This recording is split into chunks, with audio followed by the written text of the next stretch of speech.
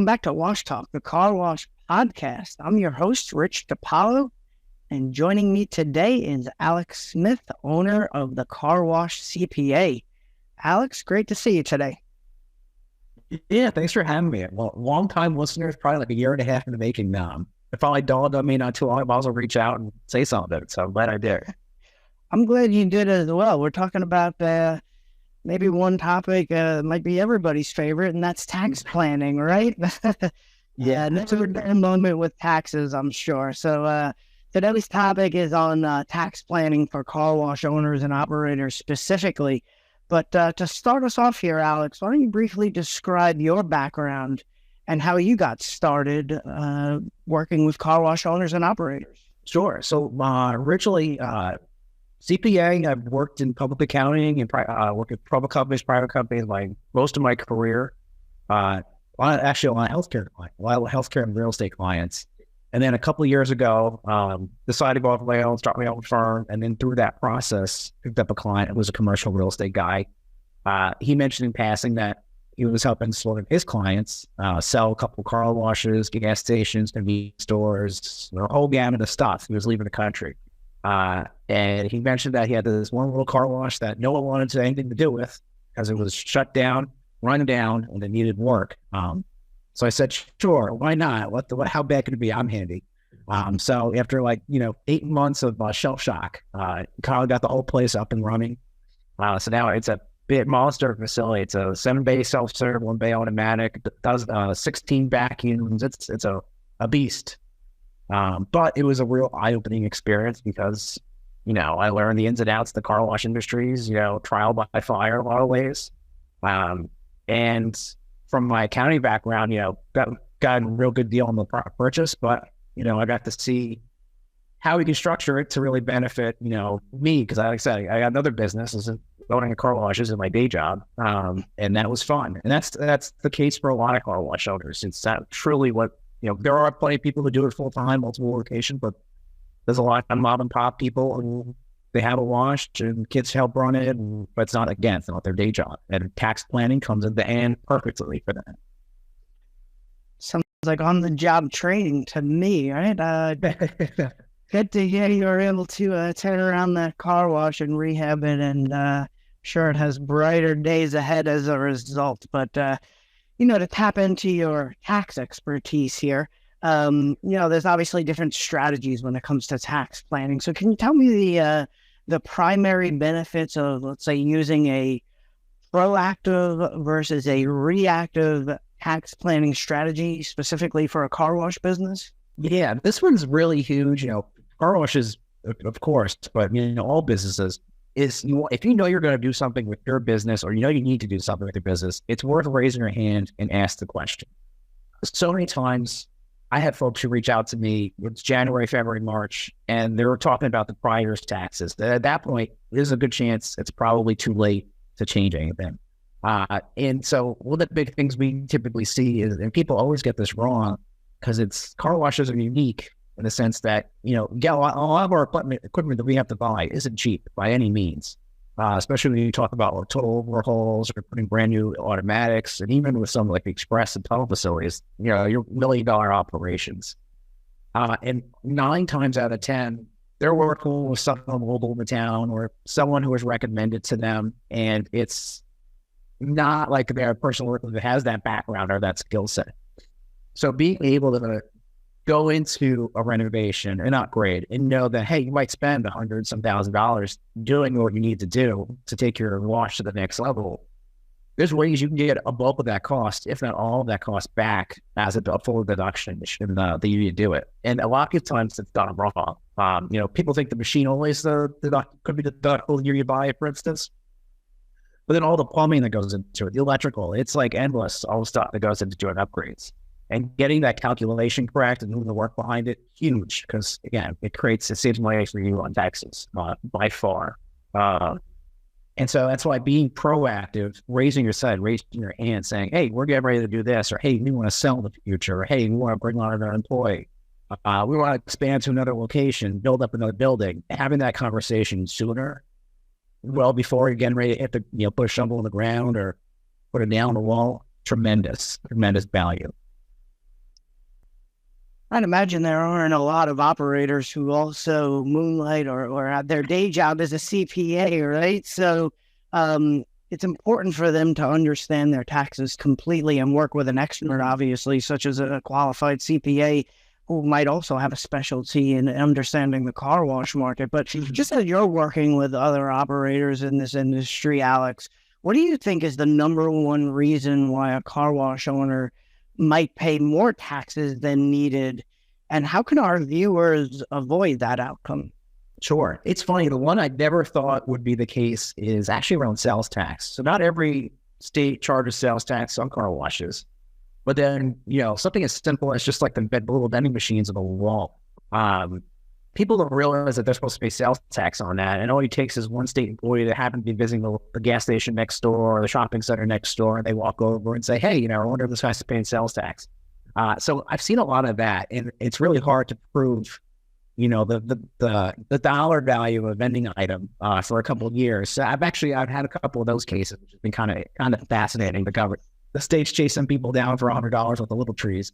But beyond that, the big thing that we see people pay more taxes than they should is around working with someone who maybe just doesn't fully understand the industry. So like going back to the example with upgrades or equipment build outs, sure, maybe get away like an automatic or your brush system might qualify for write-off the first year you put it in. But like I said, all the systems that have to get upgraded in the process of doing that enhancement, they also are eligible for the same type of depreciation. Another thing I was on previously a couple weeks ago was cost segregation. Huge cost segregation is like, I see dollar signs and license to had people saying to put up in your facility or buying something. So that's those are two big areas. And then the third one simply comes down to, like a lot of wash owners, they have one location, but it's not their full-time job. Or they have multiple locations and each one's kind of set up individually or separate businesses. And people don't realize if their business is at a certain point, there's things that you can do to structure your business from a tax perspective to save yourself a lot of the self-employment taxes that they may be getting hit with. And if you got a successful wash that's really humming along, that could be tens of thousands of dollars in savings that people don't realize that they can save on. Overwhelmingly, those are the 2 or 3 big areas typically we see. Okay. Understood. Yeah. And this is why we do this show, Alex, to find out things like little trees being such tax culprits out there. Who knew, right? Who knew? But, we often hear, and then, it changes across the country so much, different locales might incentivize certain green initiatives. We see solar panels maybe might qualify for a credit. So when it comes to a tax credit, what is the main differences between, let's say, a tax credit versus a deduction? A tax credit is a dollar for dollar reduction in any income tax that's due. And there's separate tax credits at the federal and state level. What's kind of fun, and I work a lot with clients now, more so on the state level, figuring out what other programs are out there to help them save on their state income taxes. The federal, there's not a whole lot out there other than like solar panel tax credits and some energy improvements. It's kind of sparse. But at the state level, even local level, if your state has local taxes, there's things you can do to really drop your tax, really take advantage of tax credits. So like right now, we're doing a full electrical overhaul, doing LED lighting throughout we had LEDs, but we're putting better LEDs in. And we're getting a big tax credit for doing the upgrade, and our utility company is actually paying for most of the cost. So when all is said and done, I think we're going to end up making a little bit of money on the deal, and it's going to be zero out of pocket for us. Wow, which is fantastic. I think it's a thing that's often overlooked.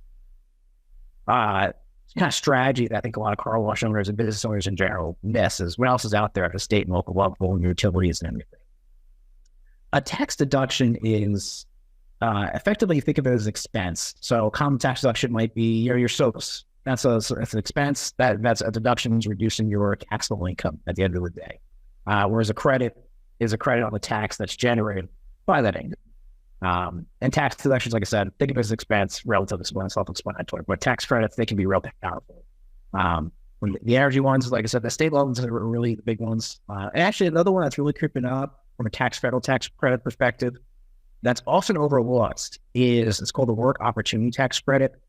And that's one where you typically, you usually go out and employ someone, someone that might have a disability, they may be a veteran, they may have been unemployed for a couple of months, and there's actually credits for hiring them on as an employee. So someone who wants a job, they're typically, if they really want the job, they're going to be happy to have a job. They're going to hopefully do a good job for you as their employee, but you get a credit on the wages that you pay them. So it's a great opportunity. There's a lot out there that people don't take advantage of, and they should.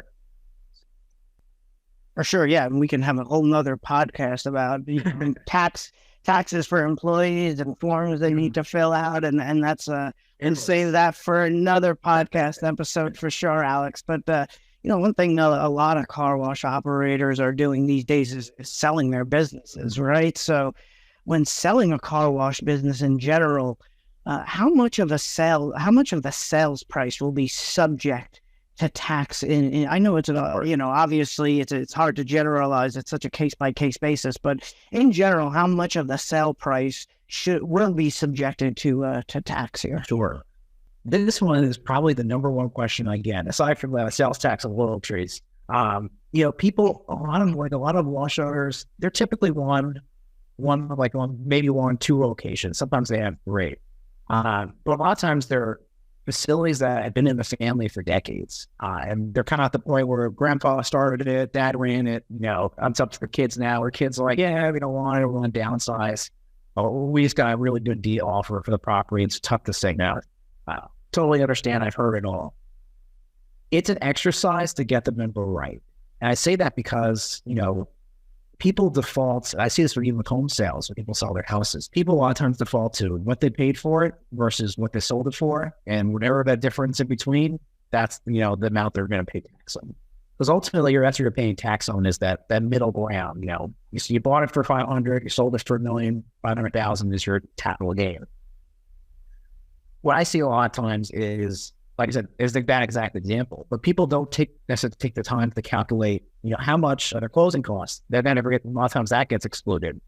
Closing costs of the purchase, if they had any refinance costs at some point during ownership, or when they sold it, the closing costs, those get rolled in. They're often overlooked because it takes a little bit extra time. So it gets downplayed. So that helps, huge savings there. And the other one that a lot of people don't factor in is, if they do improvements to the property that don't get captured because they may have bounced from one CPA to another CPA over the last couple of 15, 20 years that they've owned it. And so a lot of that basis and the property, their true ownership cost gets lost. And so we can go through an exercise, and it's great when they're like local to us. Well, we can go on Google Maps and we can say, kind of pull up a picture of the location, and we can kind of see, the timeline. Now that Google does that, you can go back like 15 years on Google Street View, which makes it great for doing exercise like this. But we can sit here and say, hey, we see in 2015, you painted the building from red brick to white and blue. So it obviously cost you money to paint the bricks and put a new roof on. So there's all these long-term costs that owners put out money for that aren't captured, or they get lost again over the years and don't get back in. So we work really closely with them to get their basis in the property as high as we possibly can figure it out to be, so that the amount that they have to pay capital gains on, super low. And then going back to my earlier examples, a lot of times we see is, wash was started by grandpa, or worked its way through the family. When grandpa died, passed on to dad, now dad's got it. That's another beast in itself, because effectively, like, it went through, passed along, through a death. You can go back to the date, the value of the property, the business as the date of death, and figure out what the business is worth. Because otherwise, if you don't do that, then your business is zero. And I see that all the time, unfortunately. So there's a lot of strategies you can do to get the right number so that you pay as little as possible. But that goes back to my example, I said earlier, is if you're going to sell, have the conversation 6 months out so that going into a sale what your basis is. It's worth, you might pay a CPA or anybody $1,000, $2,000. It's not difficult to exercise. But paying someone $1,000 or $2,000 to figure out what your basis is sure better than paying the government an extra $50,000, $60,000, $70,000 in capital gains tax because you don't want to spend too. So the math doesn't work, makes sense. I see it, unfortunately, all the time. For sure. Yeah. Now, are there any, I know you said you're active in the forums when we were discussing previously leading up to this interview. Are there any resources, obviously new opportunities for tax incentives are offered to small businesses all the time. There's obviously periodic tax changes that occur with different administrations and whatnot. So are there resources that you recommend operators keep on top of, and feel free to plug your own company's website? Yeah, absolutely. Absolutely. So that's funny. Like I said, very involved in the on Facebook and the different forums. And someone happened to mention, reach out. They someone mentioned. I remember, it's like 2 years ago, someone had a tax question. I responded to it, and then that same person, like a month later, said, "Oh, you got to talk to the Car Wash CPA." And then ever since then, it's stuck. And so it's been a fun ride over the last 2 years as we've kind of taken more and more Car Wash under our wing. But for me, the number one place I always look for starting out is, like I said, the federal government doesn't have a whole lot going on in terms of credits and tax advantages, savings, but the states do, and the counties do, as well as your utilities. And people, those three people don't typically think of. So like I said, right now we're going through a big energy improvement. We're upgrading. We have LED lights now, but we're putting better LED lights now. And our we're in Maryland, so Maryland's covering a bulk of that cost under tax credits and credits to our utilities. So it's like a no-brainer for us to do that. So if for Maryland, I can point you to a lot of different different programs that you can take advantage of. But like I said, if you're going to do anything substantial, or you want to do anything that you think could borderline have a tax credit, always check with your state and always check with the local utility providers. Just because you pay them, people don't realize you pay your utility provider, your electric company, you write the check, you're like, oh, that was a lot of money this month. But you can get a lot of that money back as a result. It's just a matter of checking your emails, staying on top of it, looking on the program. I mean, it takes 10 minutes to see if something's out there. And most of the time, there is. There's definitely something out there. Yeah, watching videos like this doesn't hurt tax planning, and doesn't hurt either. There are so many. There are a few great car wash forums that operators can go on, connect with folks like you who have these dual, not personalities, but dual expertise of being an operator and a tax consultant at the same time. So I appreciate you taking the time to do this interview with me here today, Alex, and hope to get you on the program in the near future. Yeah, anytime. This is great.